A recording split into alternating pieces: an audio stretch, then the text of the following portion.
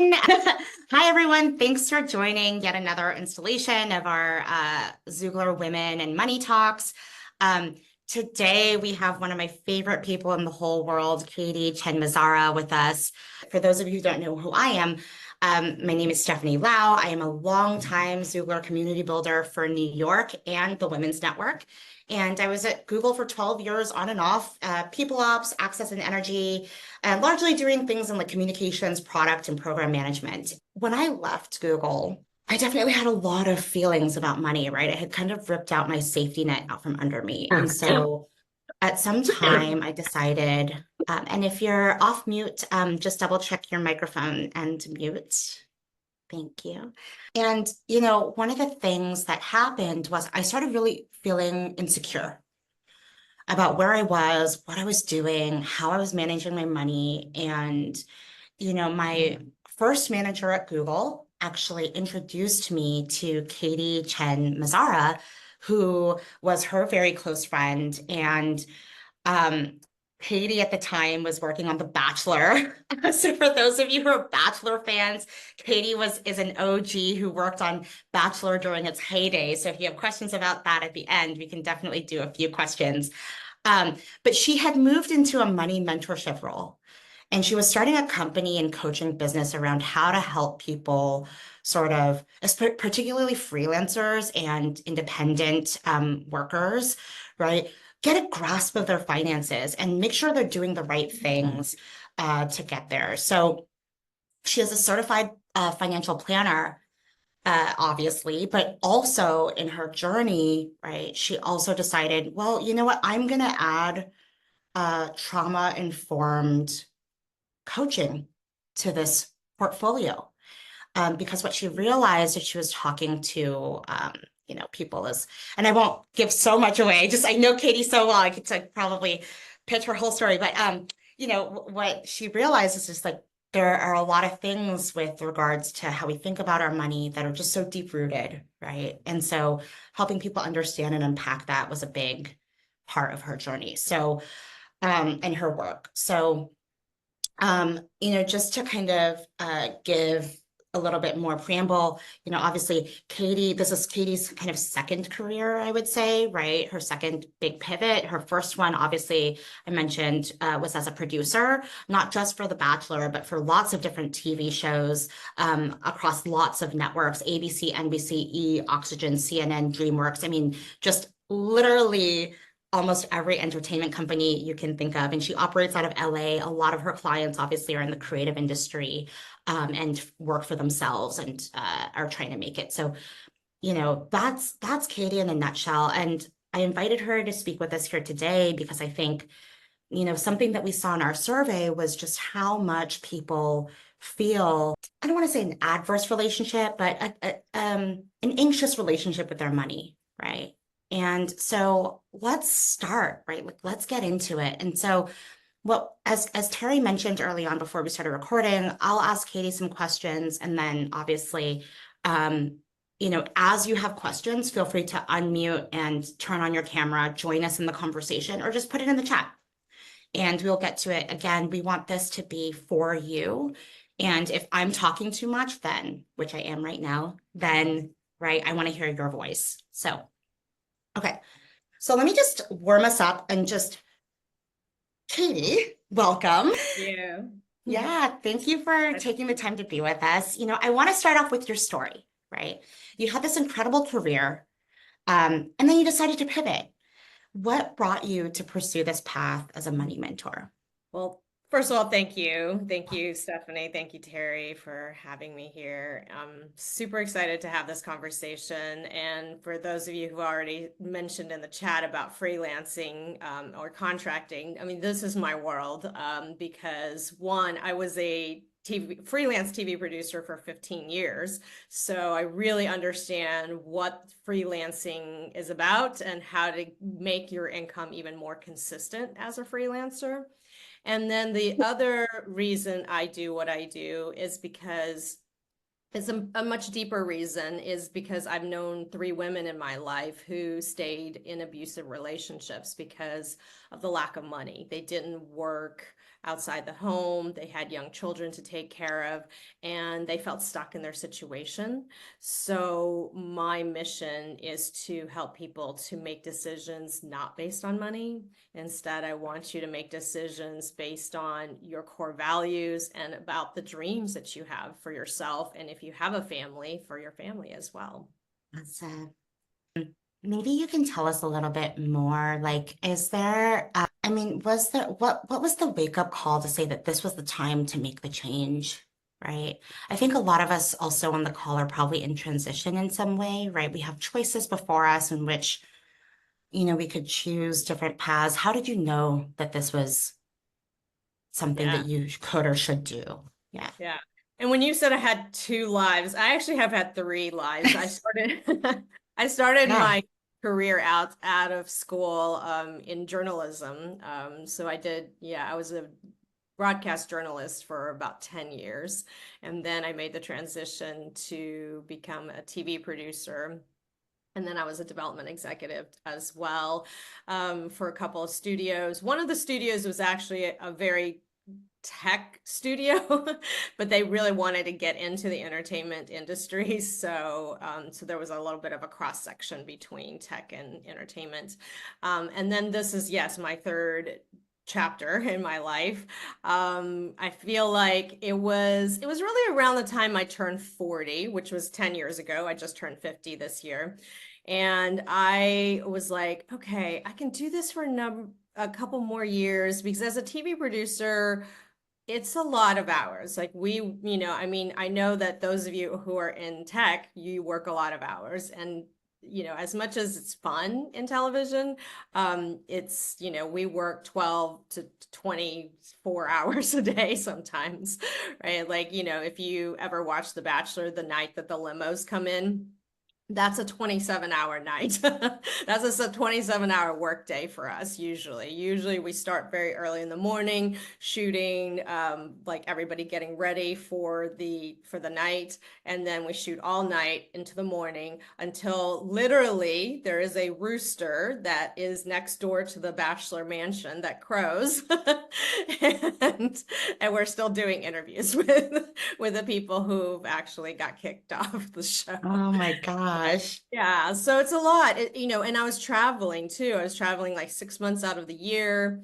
We shot in, I don't know how many countries I've been to, but we were shooting constantly in other countries. So it's been, I would leave and be gone, yeah, 6 months out of the year. And so I was getting tired, Yeah. and so I was trying to figure out, okay, what else do I want to do? And one of the questions that, I looked at, and I think this is a good one for most of us, is to, like, I asked a number of my friends and colleagues, I asked about 20 people, like, what do you think I'm good at? What do you think my superpowers are? What do you think I'm good at that I may not even know that I'm good at? Right. And it was very telling, because the majority of people still said, you're a good producer, you're great at what you do. But there were a few answers that surprised me. There were a few people who said to me, you're really good with your money, and you don't seem to be worried about it, especially when you're not working. How do you do that?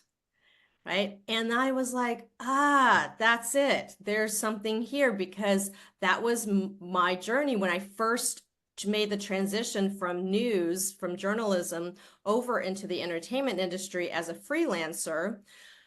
I was trying to figure that out for myself in the beginning, because I was like, how do people do this? If you don't know, because in the entertainment industry, you work on certain shows for a couple of months, and then when that show ends, you got to go and find your next show, right? It's not like a regular type of job where you just kind of can stay there for a long time, or it's not even a contract for, there's no contract really, right? You just Fascinating. signed on for a show for a particular season. And luckily, like Bachelor, because it's been on for, 20 plus years, right? Like when I was working there, I did work for, consistently for 5, 6 years when I was there. However, if it's a Yeah. show that doesn't continue like that, you're done, right? You're done and you got to find your next show. And how do you do that, right? Like you've got to have a really strong network, right, in order to keep working. And so there were moments of those downtimes when I was like, okay, I'm not working. What do I do? And how do people save and invest their money or even think about the future in any way when you don't even know your own future, right? Like you don't know if you're going to be working 3 months from now, right? Or 6 months from now. And so I Mm. went on a journey of like reading all the books and trying to figure it out for myself. And I was like, oh, I kind of like this stuff, you know? So I really got into it and started to save my money, right? Like putting money into a high yield savings and, you know, and then starting to look at investments and all of those things. And then I bought my first house by myself, like when I was 35. You know, it may seem later for a lot of people, but I think those of you who are in big cities, you probably don't think it's late. You know, and I was really proud Yeah, of like getting that first place in downtown LA, you know, for myself. Yeah. that's And amazing. No, I mean, I think that like it's so fascinating because so many of us, like I said, are in transition, and this fear of not having enough money, will I be able to make it, is real. And so I want to transition this because I think that we had people do a little bit of homework and reflection before they came in, right? And I just wanted to share a little bit of mine, and I'd love to hear sort of like some of your thoughts around this, Katie. So I grew up with immigrant parents. They honestly were raised dirt poor. And you know, they scraped by with their education and, you know, came to the US for school and ultimately ended up staying here and working and kind of building up, you know, their finances. But I think growing up, right, I always felt broke.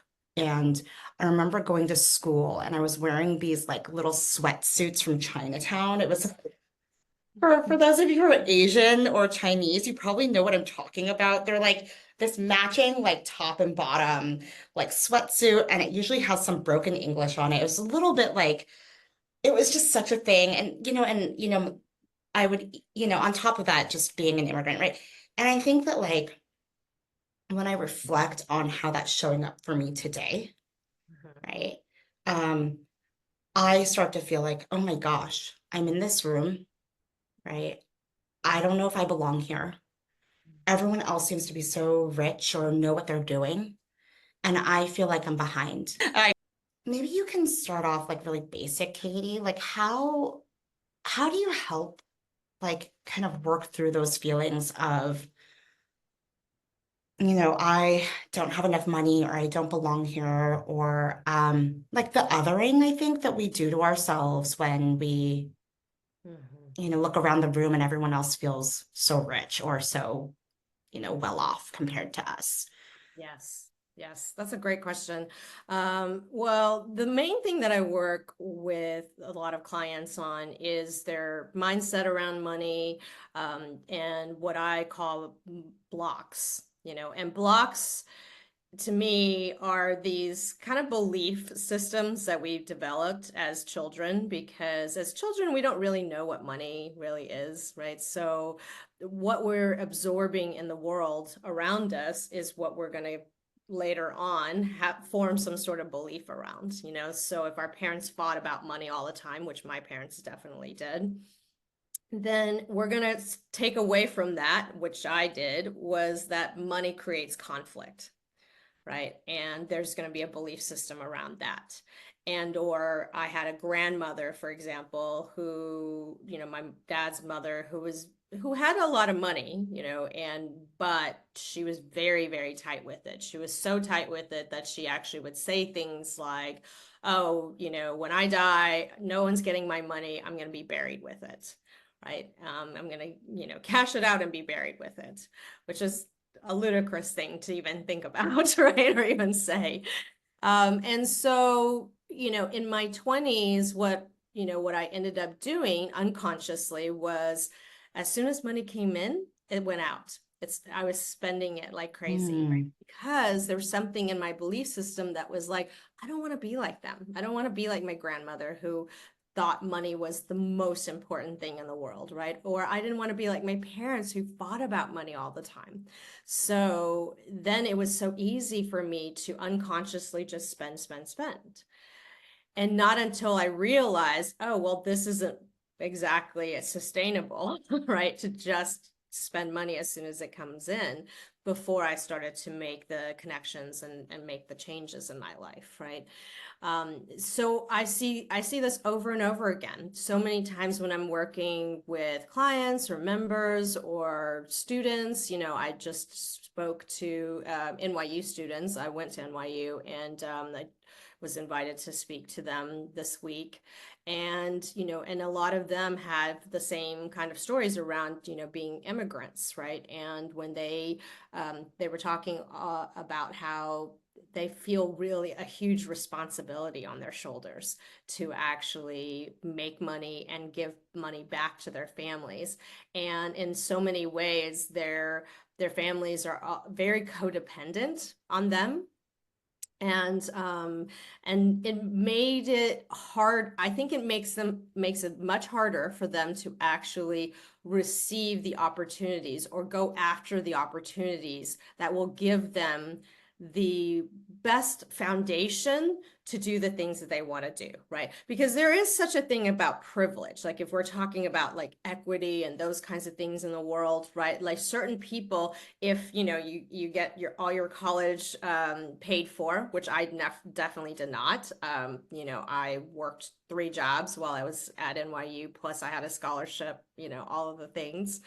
And if also have parents who in some ways can support, what you're doing out in the world, then you have a little bit of a leg up, right? However, if you have parents who are like, oh, well, we need you to go and make money and, give it back to us, then you're going to probably choose the opportunities that are going to be paying you more money rather than the opportunities that are going to open more doors.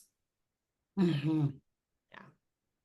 And so, yeah, so it's so important that we're really creating and understanding, first of all, what is your money story, right? What are the things that you heard growing up with your family, and or even not just your family. Like sometimes I've also seen clients who maybe perhaps they didn't have a lot of money and they went to a very rich boarding school, for example, Yeah. and there was a lot of comparison between, oh, what my friends all have and what I don't have, right? And then it creates, something in you to either have to prove something. Like sometimes I've seen that, like you start to get a little bit of a chip on your shoulder and you're like, I got to prove myself. I got to keep climbing the ladder. I got to be even more successful, because of that reason. Or it creates a place of like, I'm not good enough. I'm not good enough to be in Yeah. the rooms or to do this or to do that, right? And Yeah. so understanding your own story is the beginning of it, right? Because if you don't even know what that is, then you're operating from a very subconscious level and you can't make the changes that you want to make. Yeah. It's so funny. My own relationship has me oscillating back and forth between things like, oh my God, like how am I going to hang in a room of these people to, um, I deserve more, but like, oh, I'm so afraid to ask for it, right? And it's just like trying to unpack and understand that has been really, really, it's just so interesting how that permeates so much of your life in even the non-financial ways, right? Scarcity mindset is something that we hear a lot about, right? And so, yeah, so I totally hear what you're saying. I want to maybe ask, I feel like I'm seeing in the chat here, like people are really interested in also getting into some of the nitty-gritties just about how to um, do better financial planning, for example, as a freelancer or a consultant, right? So I do want to be able to switch gears into some of those like tactics and basically CPF CFP shaped things. Um, I guess before we pivot off of the money blocks conversation, I want to just open it up and see, you know, for people who might be struggling with uh, their relationship with money, right? And what that means to me, right, is when you think about money, you feel bad, right? This is Mm, simply what it means. It means that like the thought of managing your money, the thought of like playing with your money, the thought of having money or not having money just makes you sick to your stomach a little bit. mm, If you fit that category, I'm actually curious if you want to send over a question or just unmute and ask it because I think that this is a really important topic that we sort of gloss over, right? And as Googlers, we're right into the tactics, right? We're like, let's just go do the thing. Like all I need to know is I need to know exactly how to do it. Write me a plan or somebody tell me how to do what to do, right? And it's like, okay, yeah, but your ability to do and execute those things is largely contingent upon your relationship to this topic, right? 100%. And And so, even, yeah. yeah, one of the other things that may be blocking you is, let's say you keep going into jobs and you can make a pretty decent salary, but you always hit a ceiling, right? If That's you're always hitting huge. a ceiling, that is a block. That is 100% because there's some kind of block that is actually preventing you from, I mean, maybe not the first two times or something, but if it keeps happening three times, four times, five times, and you're like, why can't I make more money? Right? Then there is something there, right? And Yeah. one of my former clients, like she was doing that. She was making a really good salary each and every year, hitting, multiple six figures. And then she said, but I can't get over this amount. It's been like 5 years now, and I'm still at this exact same amount. Right. And what we discovered was even not something that was even hers and not even her parents. It was actually something that happened with her grandfather, who was really vilified for having a lot of money, and in a village back in China, actually. And so that had ripple effects on how she dealt with things, how her father dealt with things, and then how she dealt with things. So it was much safer for her, even though she didn't even know this grandfather really, but it was much Hmm. safer for her, to stay underneath a certain amount, because that certain amount was like, okay, we're not, I'm doing well, but I'm not rich, right? Yeah. And Yeah. so because being rich meant being vilified, being hurt, being all of the things Mm. that her grandfather had experienced. Yeah, there's this really funny thing that I think this group falls into, right? Which is, I don't know if you guys have heard the acronym HENRYs, high earners not yet rich, or not rich yet, Mm. HENRY, right? And um, I definitely that resonates with me. I 100% feel like I've hit a ceiling, right, financially. And so, um, what do you say to someone who feels um, like let's pretend I'm one of your clients again. I was a client.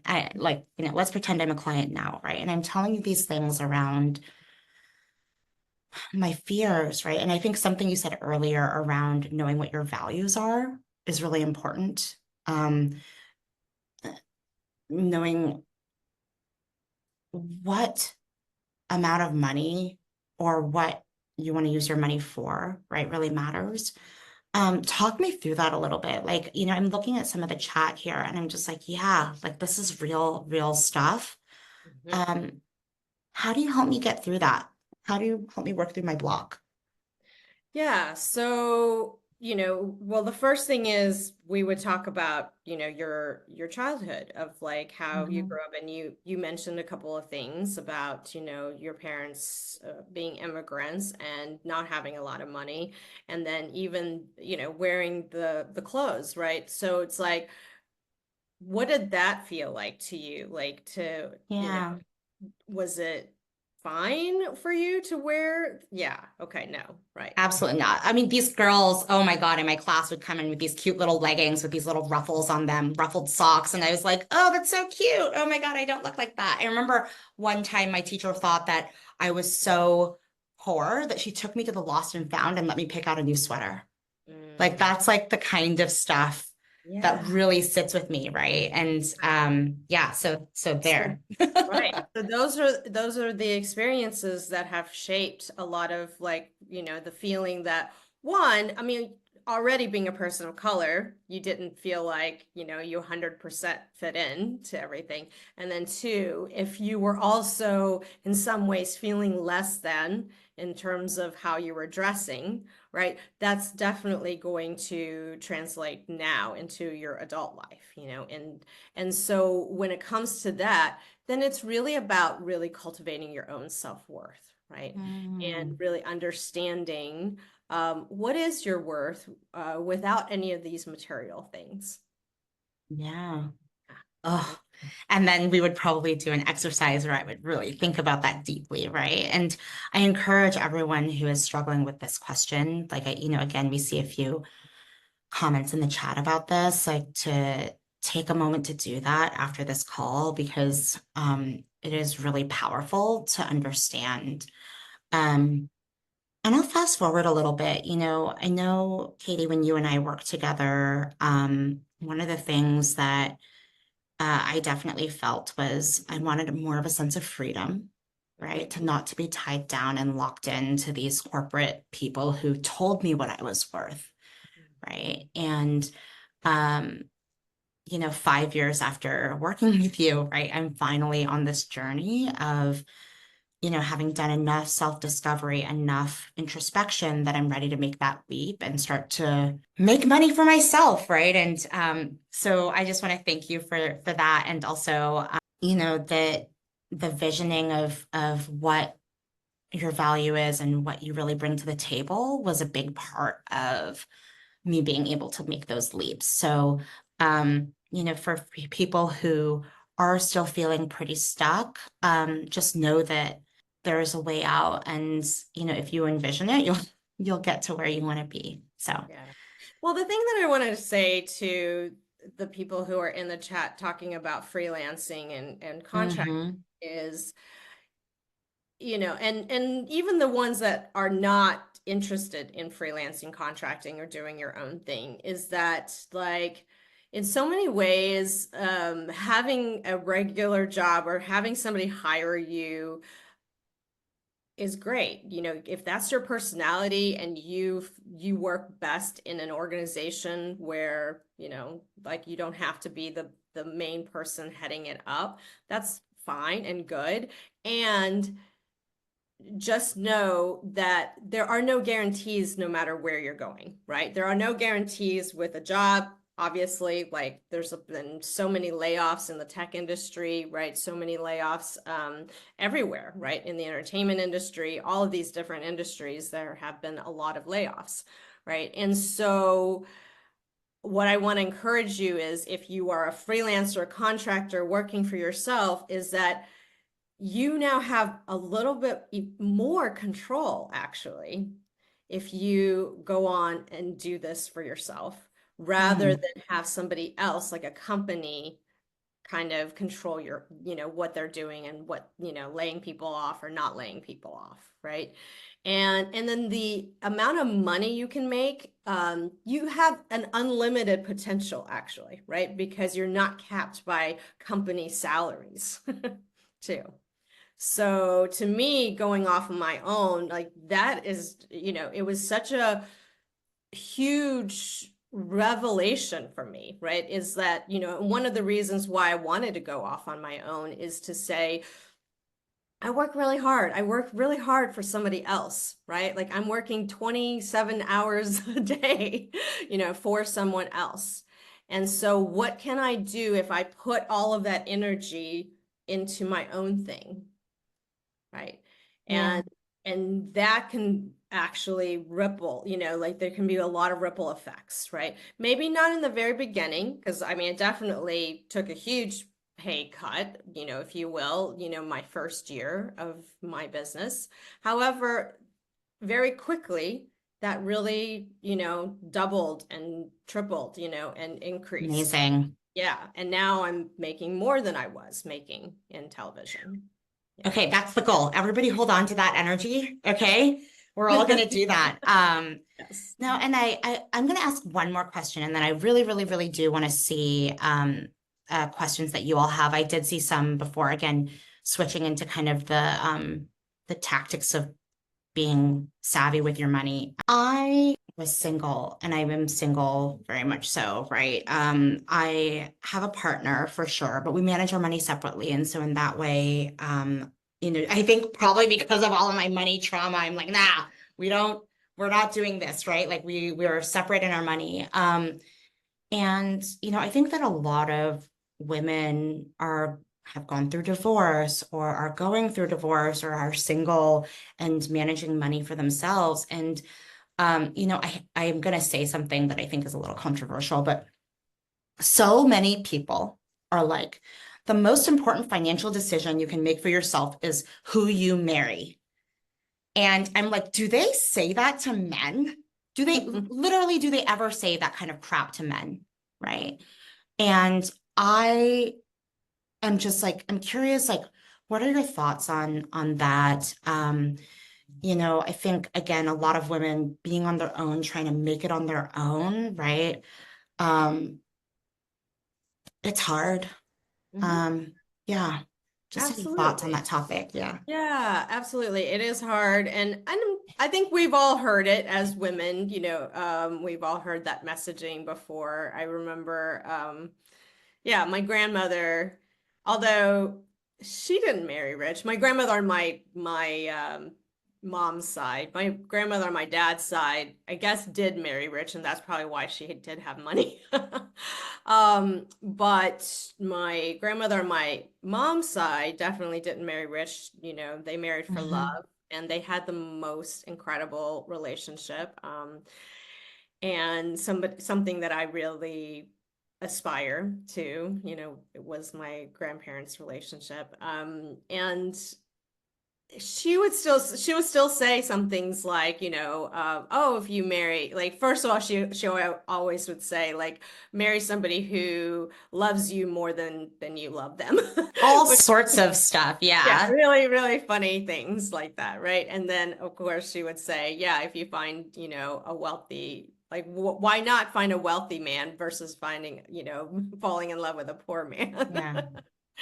Um, and I also had, a friend in college who she basically said, "Oh, I'm going to college not to really, do anything with it because I'll probably just go into my family's business, but instead I'm here for my MRS degree," right? What is that? Mrs. Oh my Yeah, getting God. I married. was like, Yeah. what? Yes. Oh God. Yes, it was really funny. Um, and the thing is, I would say is that, like, you can't predict, just like the job situation, like we were talking about, you cannot predict, just because you get married, even to somebody who's rich, right? Like, I have a friend who married a guy whose family is a part owner of the Denver Broncos. They are uber rich, right? They take helicopters to places. They've got private jets, they've got all of the things. And then when they got divorced, he filed for bankruptcy. He filed for bankruptcy, and then he hid all of his money in his family's, estate, right? And literally gave her nothing. So I gotta say, like, especially as women, right? We've got to have our own money. You have to have your own money. It's so Yeah. important, you know and even as men, I guess, too, right? But a lot of times, these kinds of messaging, doesn't really, like, men don't usually get the message of just marry rich, right? or Yeah. or whatever. And so it's so important that you have your own savings, you have your own investments, all of those things, Yeah. are super, super important, because you just never know, right?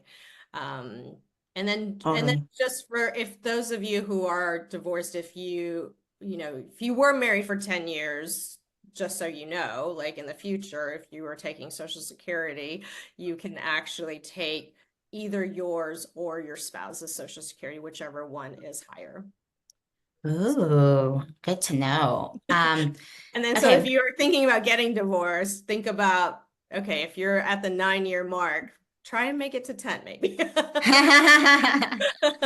So funny. Okay, let's open it up. Who has a question for Katie?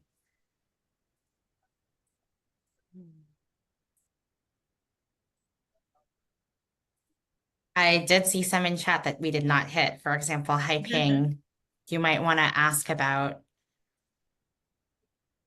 the Trump administration's impact on our personal finances, Sure. I think inflation. Yeah. Terry said let's hit those topics in the future sessions. So I figured maybe Oh, future not, sessions. not a right topic for today. But I think my general questioning is mostly around how do we develop some of those strategies, right? Like I know everybody's financial situation is very different and potentially unique, and you know everybody's lifestyle and family situation all varies. But in general, what are some of the good sort of advice that you've offered to your clients, kind of regardless of their age, financial situation, earning power, right? Specifically, I think, you know, what's top of mind for a lot of us is like, you know, we see inflation continues to increase.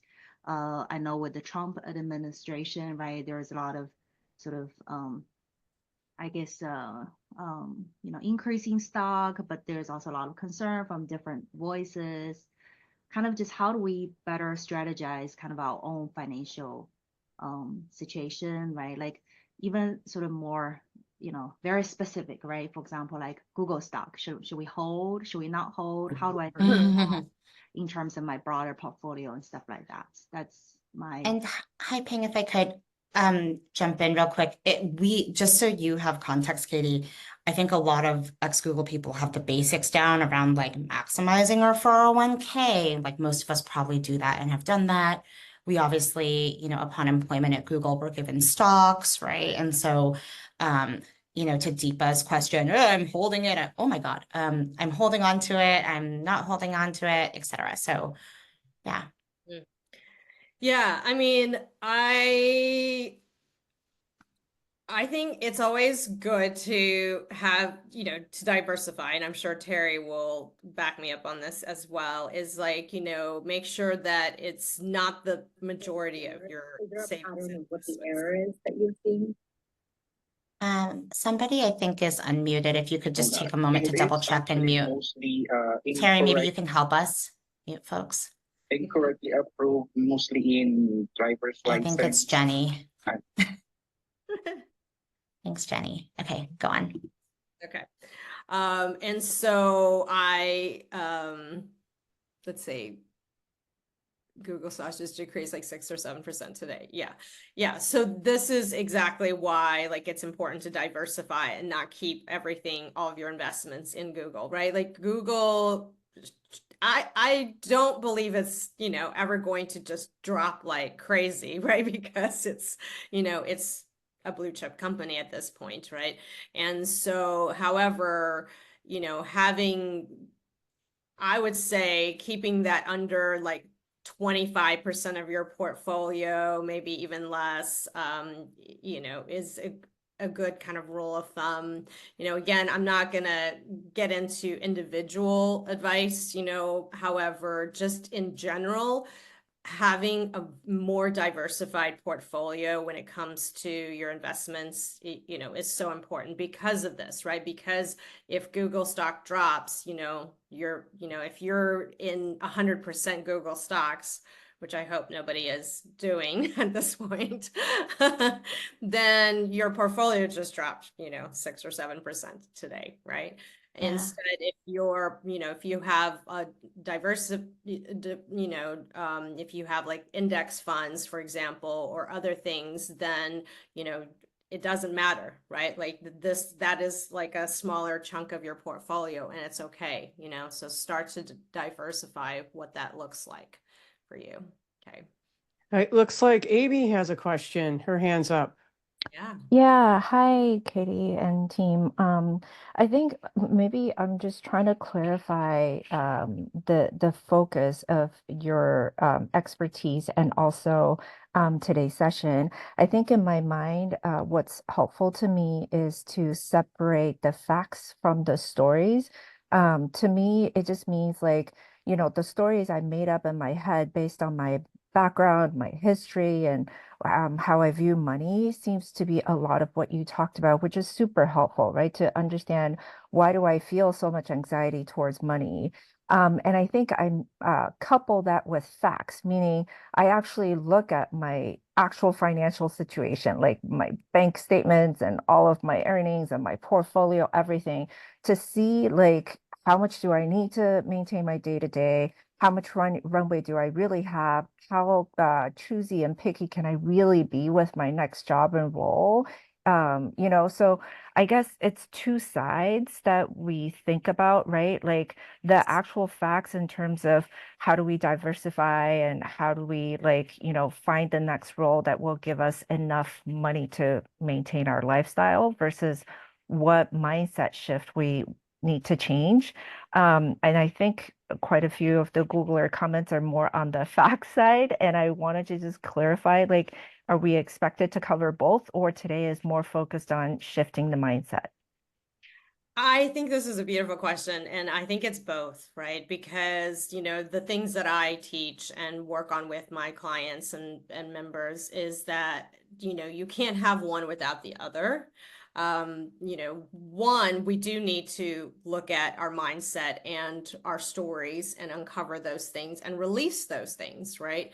And to work on that. And then because then the other stuff is going to be a lot easier. Because if we're only concentrating on the very practical pieces of all of this, you can actually get a book, you can do you can read and figure out a lot of that stuff. And yet so many people don't, because the emotional stuff gets in the way, right? And a lot of times, and I've even seen it in the chat, is that like, it's the number one reason most couples fight. They fight over money, right? And it's the number one reason most couples get divorced. It's over money. And so we've got to figure that part out first. And then when it comes to the practical pieces, yes, absolutely. We've got to do some practical stuff too, as well, because money is practical, right? Money is of this earth. It's actually something humans made up, right? Like I like to remind people of that, is that, we as humans made up this concept of money. So it's not actually something that is, like it's not just a random concept. However, and there are some realities to it. However, then we have to do some very practical work around it, right? And so when it comes to that, and this may be very basic, but what I always recommend is like, having, in your checking account, you're 1 month ahead, right? That's your new zero, being 1 month ahead in your checking account. Okay. And then in your savings account, your high yield savings account, right? Something that's earning you, like right now, I think like a good high yield savings account should earn you like 5%, 5.25%, maybe even. Okay. And so those accounts are going to be your emergency savings accounts, right? And that is, most financial people will say 3 to 6 months. However, if you are a freelancer, you're a contractor, you're somebody who works for yourself, I would say 6 to 12 months of an emergency savings account, right? Because you just need a much bigger runway than somebody who is working that 9 to 5, getting a paycheck every 2 weeks type of job, right? And then after you have that taken care of, then it's the investments, right? And then the investments need to be, again, very diversified, right? Like it just really, the rule of thumb, of course, a lot of people have talked about this, is like, trying to look at your age, you subtract your age by 110, right? Like, and so if that was the case for me, right, like it would be 110 minus 50, so that's 60% in in stocks, or and then you know, the other remaining amount, 40% in bonds or some sort of bond index fund, right? Stock index fund, right? And I like index funds mainly because it's, one, the fees are generally so much lower, right? And then two, you get diversification, right? And you can do index funds that are US stocks, you can do international index funds, right? And then you can do ETFs as well. You can diversify with bond index funds, you know, so that you have a diverse amount of like either treasury and corporate type of bonds, right? And of course, you know, leaving some room also, like, you know, some people were talking about, let's see, hyping, you were talking about both liquid and non-liquid, like non-liquid, like real estate. Yes. I think real estate is, you know, for the most part, I mean, right now, of course, real estate, you know, is high, right? Like home prices are super Expensive. high. Yeah. Right. And interest rates are also pretty high still, even though they have come down a little bit, you know, since last year. However, you know, but we can't time that market, right? So if you're in the market to buy a house and you're ready to buy a house, like meaning you have your down payment, all of the, you know, your stuff is ready, then go ahead and buy the house, right? Because you can always refinance the interest later. However, you know, it is part of your portfolio, but you can also diversify with real estate holdings if you're interested in that and do something called a REIT, right? Like an REIT, a real estate investment trust, you know, and so then you get you get to diversify your portfolio with real estate without actually having to own the real estate, the property, right? Fascinating. And then those usually give out dividends as well, you know, so you're getting some additional income from that. Yeah. Too, To you know? clarify, Katie, I was thinking this might be a really good time to share your workshop. I was going to put it in the chat. I didn't know if you wanted to say anything about that. I mean, you're really so gracious to, you know, kind of go through some of the tactical things and also connect us to, hey, what is the source of our money blocks? I thought I'd put in the chat now, if that's okay. I would love that. Yes, absolutely. Yeah. So I do have a free workshop coming up, and we are going to go through the 6 practical and emotional steps to financial freedom in that workshop. You know, so if you want to sign up for that, the link is in the chat. Thank you, Terry. Yeah. You're welcome. And I'll also included everyone in the follow-up email with the recording. Yes. And Amy, did you have a follow-up to the thing that you were saying as well? No, I'm good. Thank you. Okay. Yeah. I mean, I think what's so interesting, Katie, if I could double click on one detail real quick too. First of all, totally everyone should take this workshop just to, again, to immerse yourself as much as you can in these topics, right? And taking, you know, bits and pieces chunk by chunk is really important. But I get the sense, and a lot of women I've talked to in this network, right? The investing piece is a thing that scares them.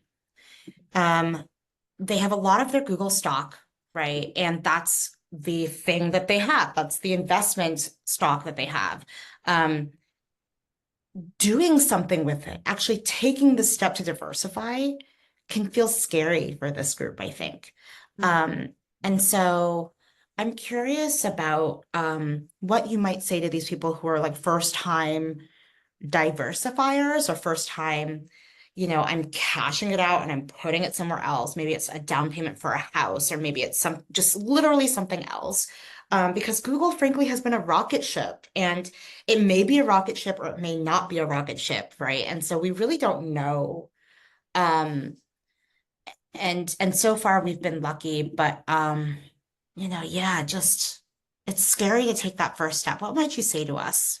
Well, it's the rocket ship part is very true. And I think that is the reason why I would say, like, don't get rid of it, right? You're not going to sell all of your Google stocks. You know, you definitely do want to have that. And, you know, you worked hard for it, right? You worked hard for that, for those stock options. And so why not, you know, keep that, right? But don't make it the majority of your portfolio. You know, don't make it 100% there, right?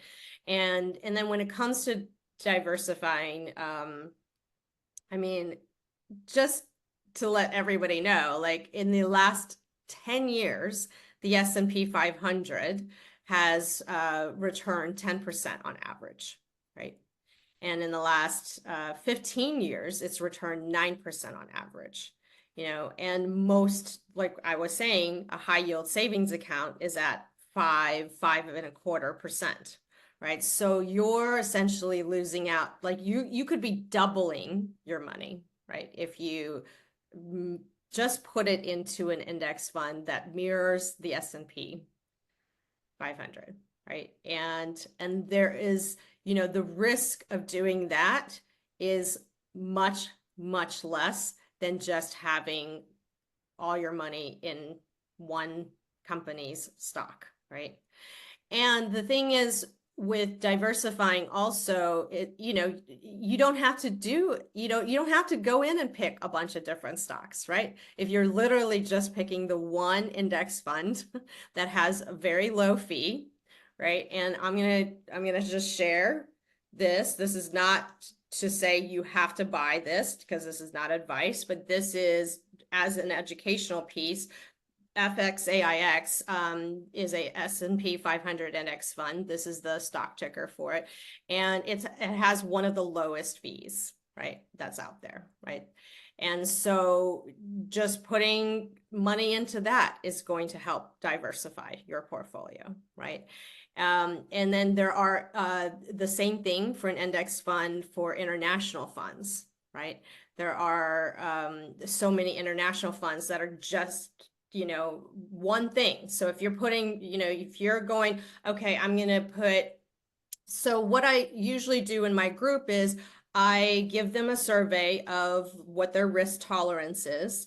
And then I showed them, like, based off of their risk tolerance, what does that diversity wheel need to look like? What is it? And then you can just literally take your money and put it, you know, the percentages into those particular things, right? Whether it's large company stocks, you know, large cap stocks like the S&P 500 index fund, or it's an international stock index fund and or a bond index, right? Like any of those kinds of things, you know, and you don't have to sit there and pick and choose. You also don't even have to look at it, right? Like there is such a thing of just being able to literally set it and forget it. You know, for those of you who are old enough to remember that really silly commercial, right? Or infomercial. I love it. Yeah.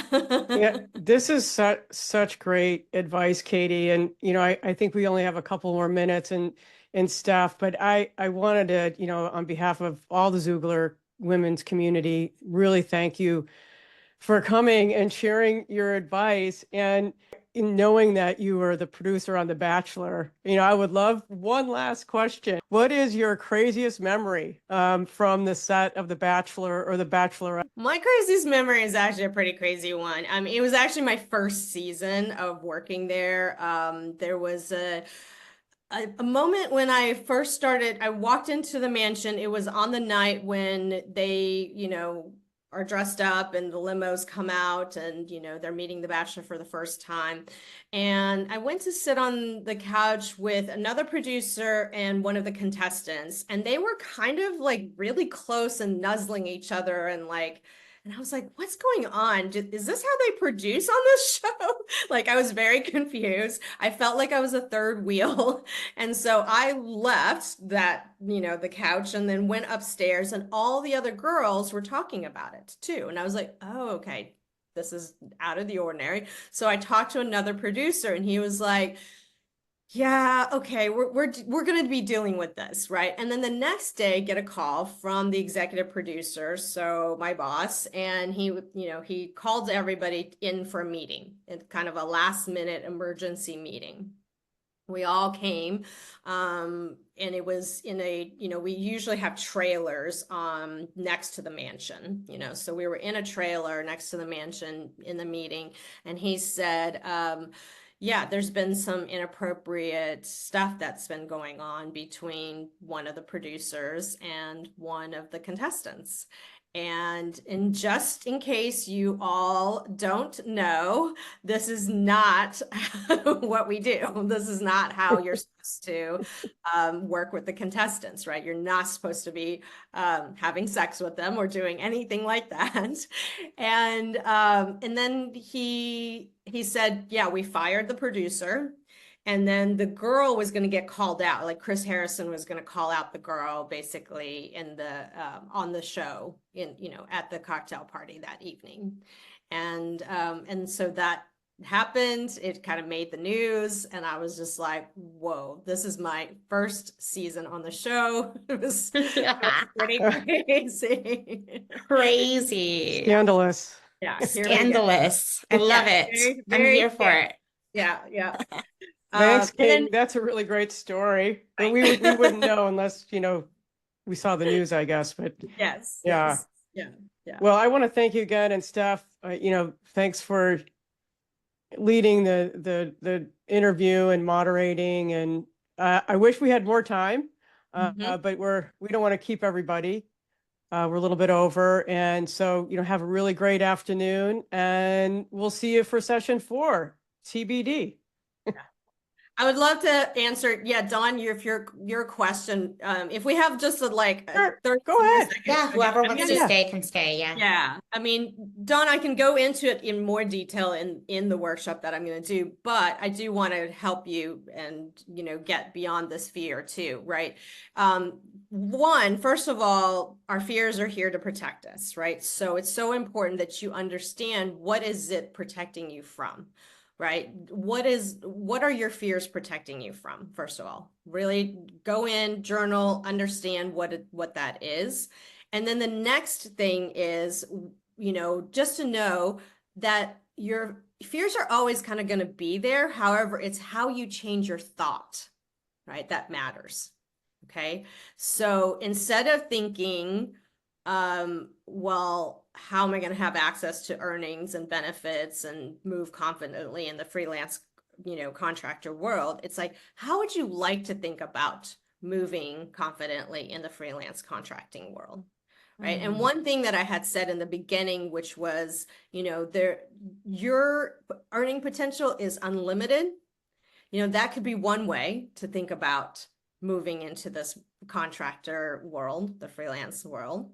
Right. And I want you to also think about something that may feel even more realistic for you, because sometimes even thinking that you're like, well, okay, maybe, and your mind may not be able to get there, right?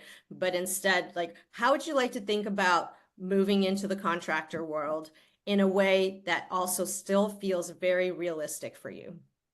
Right. Perhaps it's, I'm able to utilize the skills that I have and tap into the network I already have. Right. And I want to test this out. Let's say it's just an experiment. I want to experiment with this for a year, or for 6 months and see how it goes for myself. Right. And if I can do it for myself, then, then perhaps my earning potential can be unlimited, right? Can be even greater than what I was already making, as an employee. Okay. Thank you. That's helpful. Yeah, good. I'm so glad. Dude, let's go get that bread, y'all. Let's do it. Yes. Money, Yes, money, money, money, money, money. Let's go. Thank you, Thank guys. you. This is awesome. Katie, thank you again. Terry, thank you again. Again, we'll see you guys in maybe a month, maybe 2 months. Maybe Yeah. we'll kick off again in January. Okay. Sounds great. Okay. Ciao. See y'all soon. Bye. Bye.